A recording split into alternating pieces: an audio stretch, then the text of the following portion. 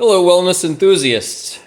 So, I wanted to use my breakfast here as an example of how I calculate my protein intake. So, this is my breakfast. Breakfast in a sense that it's my first meal of the day, breaking the fast since my last meal of yesterday. But it's really like a brunch. I've made videos where I show big breakfasts that I make, but whenever I do that, it's essentially breakfast and lunch. Or I don't. It isn't breakfast in a sense; it's like the first of 3 meals in a day. But yeah, so the method that I use to calculate my protein intake is what I call wellness math. So I will purposely understate my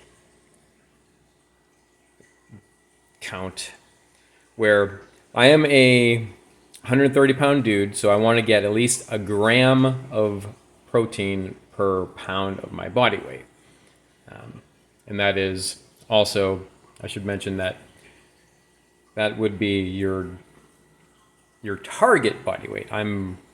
My body weight is where I want it to be. If I was looking to lose weight, I would aim for less, or if I was looking to gain weight, I would aim for more. But yeah, I want it at least that. So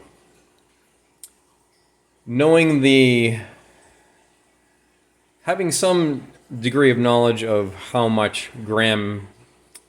grams of protein are in each food, I do my calculations. So like I said, I will understate it because I want to reach a minimum of 130 grams of protein in a day. And it doesn't have to be exactly in a day.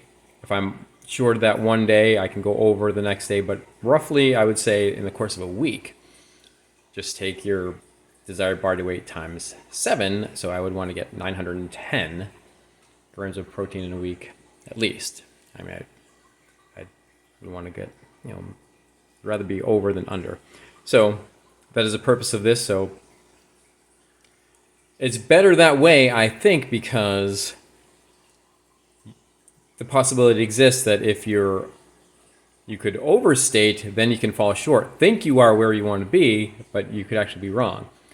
Like, say if somebody was going to try to lose weight and they would want to count calories and put themselves in a caloric deficit. It would be better in that case to overstate their caloric intake to avoid the possibility of having understated and actually end up consuming more calories than they wanted to, and then it might be tougher to lose weight that way if that was what someone wanted to do. So what I do know is, well, let's go through the menu we have here. So we got avocado, goat cheese, 4 pasture-raised eggs with some flax seeds sprinkled in, 4 strips of nitrate preservative-free bacon, lion's mane mushroom. Here we have sweet potato home fries, mushroom coffee. This has mushroom, lion's mane mushrooms, chaga, and cordyceps. And there's some half and half creamer in there with filtered water, by the way.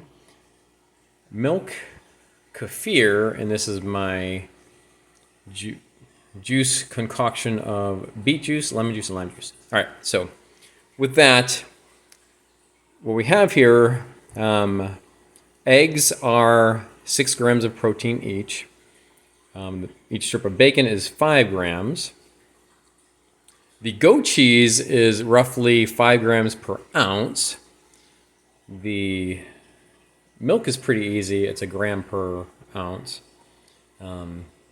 Creamer, the half and half, I think is a little bit more, but I'm not even sure. And the kefir is every 4 ounces is 10 grams of protein. So how am I going to do wellness math in this case? So pretty easy. I'm not going to alter the eggs and the bacon, knowing that it's 6 grams per egg, 5 grams per bacon slice. So we have 4 eggs, 4 strips of bacon, 24 grams worth of eggs, 20 grams worth of bacon. So right there, that's That's 44 grams of protein. This is probably less than an ounce, but I'm not even sure, so I'm gonna understate this. I'm just gonna call that a gram. It's probably a little more than that, but so that makes 45. I don't even know how many grams of protein are in mushrooms. I do know that there is protein in mushrooms. I even just started eating these lion's mane mushrooms for it helps with like cognitive ability and focus and brain power. When I first learned about it, I learned about it as a supplement, but then I found out that you can actually relatively easily find lion's mane mushrooms, so I cook them and eat them. This is about 16 ounces here, so in the milk, so that would be 44 with the bacon and eggs, plus 16 ounces there. That's going to be 60. I'm going to understate this and just call this maybe 3 grams. I mean, it's probably well over than that, but so that's 63. We'll call that 164. There's actually even this flaxseed on here. There's actually even protein, a little bit of protein in that. That's not why I eat it because it's packed with nutrients and it has fiber, but it's so negligible, I'm not even going to count that, even though that would be some protein. Whatever amount creamer that I put in here, half and half, it's pretty small, so I'm just going to call that negligible. This would be, the shot glass is about 1.5 ounces, and it's, if it were filled to the top, I believe, so it's not even filled to the top. So that would be roughly a third of a serving, which would be 4 ounces, 10 grams. So that would be around 3. Yeah, so altogether, I'm 130 pounds. I'd like to get maybe half of my protein intake with my breakfast here. So yeah, so we'll say 20 plus 24 is 25, plus 20, 65. We'll call this 3, 68. We'll call that 0.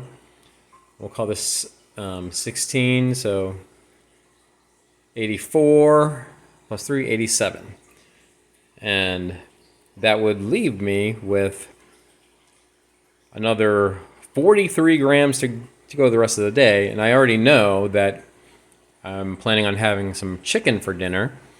And most meats are roughly in the same gram range, between maybe per pound type, depending on the type of meat, might be between 115 and 140 grams of protein, with chicken I think being the highest. So, and my chicken portion that I was going to eat tonight is over a half a pound, but I'm just going to understate it in this case. So I'm just going to call it a half a pound, and that would be 70 grams of protein. And yeah, will be over my desired protein intake for the day. All right, well, it's time to devour this meal. Thank you, Lord, for all these nutrients. Time to enjoy. Thanks for watching.